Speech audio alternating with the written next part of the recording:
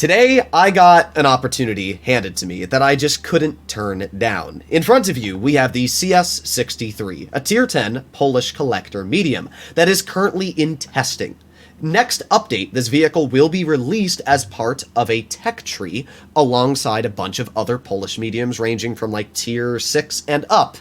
This tank is in testing, as I said. Wargaming is not giving me the go-ahead or permission to record today's video, but it is not against the EULA for me to play on this account and showcase the tank. It's against the EULA for the other person to do so. They said they don't care if they get banned, and I'm going to do my job to blurt out every single part of their name that I can. So, in today's video, I'll be live testing the CS63, showcasing what this vehicle has to go for it, and talking about what it doesn't have going for it. I don't know, and I've said this in the past, and I will say it now, if Wargaming's watching this video, which is very, very possible, because, yeah, I'm expecting to get a message from them, this is what I will say to Wargaming. I don't understand why I, as a YouTuber, and other YouTubers are not allowed to make videos on tanks that you have in test before they are released. It simply does not make sense. People, especially the people playing this game, should have the freedom and knowledge to know about a tank, and whether they, A, want to either grind down the line or save up free XP before it gets released and get their hands on the vehicle, or they want to buy the tank in crates and know about the vehicle. For example, the HWK-30 was released just yesterday, and nobody knew anything about the tank until it was released, and then they had to go to my video and find out the stats. Why can't I post a video reviewing the tank, playing in it in its finished form, and then talk about the vehicle and whether I think it's good or not? I don't understand why this is such a challenging issue on World of Tanks PC. People are, like Quickie Baby, even Chems, one of the most controversial YouTubers, is able to make videos on these vehicles before they're released. So why in Blitz are we so limited to what we do?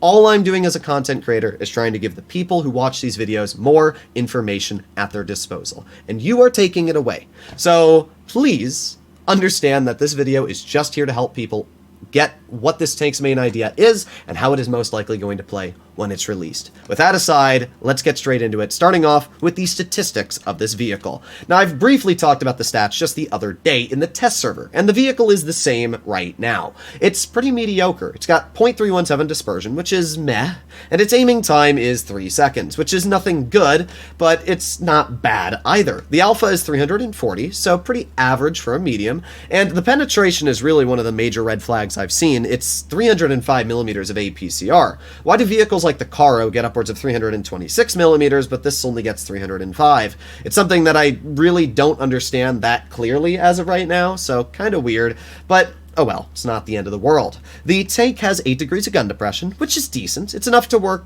basically any ridgeline that you put it on, but I should point out it has basically no armor. The turret is 115 millimeters thick, and even while using 8 degrees of gun depression, you're gonna cut through its cheeks very easily. So you have to be super careful while driving this tank, where you position it and how you use it. Now, it has some very cool consumables and provisions. First of all, the consumables it has at its disposal are obviously adrenaline, but we also have improved engine power boost and tungsten rounds. Tungsten rounds are nice. These increase your average damage by about 115, by about 15%. So you have no opportunity of low rolling. I am personally just running tungsten, as I like to have repair kits, especially on a vehicle that's quite mobile and needs to have all of its modules fully working. So that's my loadout on the vehicle. Provisions, it currently has Worky, which is just double food, and we have fuel. Now, in the future, it seems like Wargaming is planning on giving this vehicle improved gear oil, but I don't really see the reason to using it when improved engine power is already better. You know, just running improved fuel is flat better because it gives you more buffs than the actual gear oil. So I will still be sticking with double food and fuel. When it comes to our equipment loadout, I'm running calibrated shells because its pen, as I said, is pretty dookie. I'm running enhanced gun lane drive to get that aiming time, and V-stabs to get on-movement dispersion. We're running hit points and the other generic stuff. It's got a pretty solid power to weight of 22.7 and a decent average speed of 40. So enough with the stats, let's actually get into some gameplay and see just exactly what the CS63 can do. Okay, so pretty stock standard lineup. not too much we're really going to have to be all too worried about. So we're going to go over towards A side and see just exactly what we can do. Now, as I said, I'm only running tungsten. You could put tungsten and adrenaline on the vehicle, but I don't really see, again, the reason for that, because if you get a single damage track or you need to fix a module and you use your multi-use, guess what? All you got left is nothing. So I personally really don't fully understand that. Starting off, we're just going to play passive. I'm going to get right into this bush over here, and we're going to wait. They don't have a lot of mobile tanks, but you never know what the 777 or the 57 Heavy or Type 71 is going to do. So it's usually a little safe early game to stay passive. But now that we can see the Vickers light is indeed in mid, we can possibly get a shell into him here. Let's see if that Vickers overextends, and aiming a bonk. There you go. Nice shot. We are possibly in the line of sight of the TDs there, but looks like we're all fine. Okay. Well, the gun seems okay on its overall accuracy. It doesn't seem like anything crazy, but it doesn't seem bad either. We got the Type 71 all the way off to the side, who were spotted? What? No, there's no way we're spotted. That guy's just blind firing at us like, bruh. Huh? Either way, we got the 57 Heavy in front of us. We're going to put on our tungsten now. There you go. Nice 390 roll. That's not too bad. Now, you can see the vehicle's reload is quite long. I mean, it's not bad, to be fair. We're getting some big shots out here.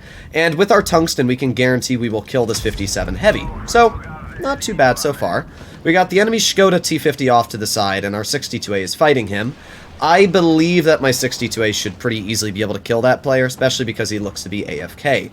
But I'm never going to say no to free damage, so we're going to roll over here and get one free shot into this player very briefly. Aiming, and a bonk. There you go. Nice 300 damage shot. Let's get one more out. 62A is going to shoot him. I'm surprised that 62A, honestly, isn't firing HE into his vehicle.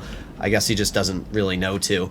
But either way, we've done 2,000 damage, and at this point, the enemy has 3 tanks left. A full health minnow, a 777, and a Type 71. So we're going to start off by dealing with the Minotauro. I'm going to try and get behind him. We're not going to be able to get our tungsten back for another 40 seconds, so that's not really going to be helpful. But we're just going to use the mobility this tank has to not be able to get to the side of the minnow, because I don't feature the mobility for that. Good news is the Yo double shots the minnow. We get another nice shot in, and we're going to back up before he's able to hit me. There you go. Nice. All right, let's reload. One more shell. Nice. Okay. Not too bad. While this tank does not have a lot of pen, it's still enough to cut through a minnow hatch, even at a pretty steep angle. So we got the Type 71 up top over here, who we're going to aim in on. Not able to get the shell out just yet, but maybe. There you go. A nice 300 damage shot. We also got the 777 over here, and oh my rat, that 777 just got annihilated. Okay, let's see if we can get a shell into the enemy Type. Nice shot for 407. He's going to finish off the 183, and let's see if we can get one more shell in. Gabonk. There you go. Okay, so, I mean, not a bad first battle. To be fair, we got a pretty free enemy team. I mean, the 777 got Amaraked and tried YOLOing the 183 for some reason. That Type also was not in the best of positions, but hey, we did 3,965 damage, obviously an ace because it's in testing, so not the worst result so far. Definitely, we can see the strengths of this vehicle. The tungsten does feel nice. Being able to roll somebody in front of us for 400 on average feels really good, and the accuracy, while not incredible, seems fine. I just think right now the only problem with the tank is either its mobility not being enough, or the DPM being a bit lackluster. At this point, I have played probably around 5 or 6 battles in the tank, and I'm really struggling here, guys. I mean, this tank does not seem like it has really anything good going for it. Sure, the game that you just watched, we did 4,000 damage, which may give you a decent idea of how the tank will play. But I have played quite a few games now where it just gets YOLO'd and dies. I mean, sure, it's a test tank, and people want to YOLO test tanks. It's not surprising to me. I would probably, too, want to get a look at this vehicle. The problem is, it just can't fend for itself. It has no DPM, its shell velocity is mediocre at best, which is not what you want for a medium. You want good shell velocity. And while the accuracy isn't bad, it's definitely nothing good. It's very, very meh. So we can see that something has stepped into base A, and that something is definitely a Progetto. So we are going to see if anybody's over here, which it doesn't look like there is. We're going to go all the way wide. I know that that Progetto is most likely going to try and push through these rails here, so we're going to find out. We are definitely going to find out. There's the Progetto, and let's aim in an HE shell. That was a pretty lame roll. 438 with tungsten. This thing... Oh, what the heck. Of course. Well, there goes my fun. There goes my fun, as usual. Alright, let's get one shell into the enemy Progetto. This guy seems really bad. The problem is the Chieftain is also here, and I don't know if I can fight a Chieftain and a Progetto at the same time. We're going to keep backing up, and let's see if we can get another shell into the Prog. There you go. And I've help from a 4005. Thank you. I actually really needed that help. Holy. You can see just how quickly this tank feels like it can fall apart. I mean... We're doing okay so far, but wow, what a painful game. Alright, well the Chieftain is obviously gonna keep a close eye on me here, and the problem is I don't have any armor to really get a bounce. I'm gonna try and bait a shell from him, because that's about all I can do. But if the 4005 pushes him, which it looks like he's going to, we can just track him, and the 4005 can probably rip this guy a new one. So let's reload again, 2 more seconds, bonk, another nice shell. 4005 is going to get his pens out, and that is definitely the end of the Chieftain. So we're gonna let him pick that guy up. We're gonna head over towards Heaviside. So this game wasn't terrible, to be fair, but I can tell you for a fact that that Progetto could have killed me if he was, you know, decent at the game. That Prog clearly was a little lost in his ways. But yeah, I don't know. The gun seems really meh on this tank. And now we got the M103 pushing right here. I don't even know if he knew I was here, but he's just going to push us, it looks like, and there's not much I can really do about that. Unfortunately, that shell did not go where I really wanted it to. Thankfully, once again, we got the 4005 on the side of this player, and yeah, he's going to regret life. He can keep looking at me all he wants. There you go. Let's put on my tungsten. Don't high roll me. Nice, he didn't. Let's just get to the side of the M103 at this point, and hopefully that 4005 will connect another shell in, because if he doesn't, I'm going to die. Let's hope he does. Nice, he does. Okay, well, not a terrible game. We did 4,000 damage this battle, and we were able to pick up the kill on the IS-4, but I don't know, this tank just... there's nothing good about it. The gun is okay. It's got okay DPM, but it needs more. It either needs more accuracy or DPM. And I mean, sure, you could see this game that the tungsten was, something. So, I mean... I don't know, guys. The tank itself is just not good right now. It needs buffs. It either needs more DPM or, as I said, more accuracy. Personally, I would like more shell velocity and better dispersion. Maybe even a bit more alpha, maybe 360 damage per shot with tungsten.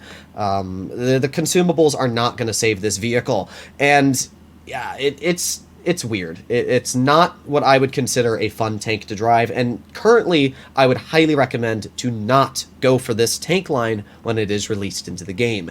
If there are changes to this tank when it gets fully released into the tech tree, I will let you know. But right now, this vehicle does not seem anything special. So hopefully you enjoyed today's video. If you would like to see more like it, please consider smashing that subscribe button down below, because this was something that I had the privilege to do, and I don't know if I'll get in the future. But I'll see you all in the next one. Bye-bye.